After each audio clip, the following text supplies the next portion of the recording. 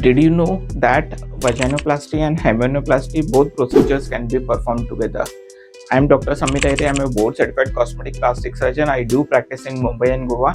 And in today's video, I am going to tell you what is vaginoplasty, vaginal tightening, what is hymenoplasty, whether this can be combined together, and when we are doing it, how do we do it.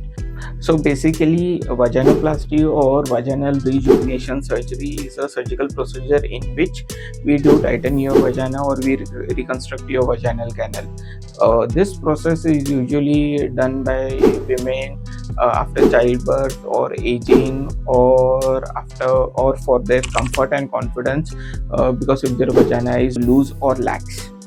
While hymenoplasty is a procedure in which we do repair your hymen with the help of fine absorbable sutures, and it is done for personal reasons, for cultural reasons, or it can be individual reason also. When combined together, they are basically customized according to the patient needs after detailed consultation.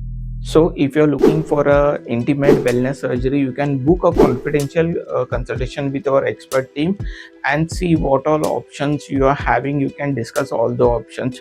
You can even WhatsApp us, you can mail us. My team will be more than happy to help you out. Thank you so much.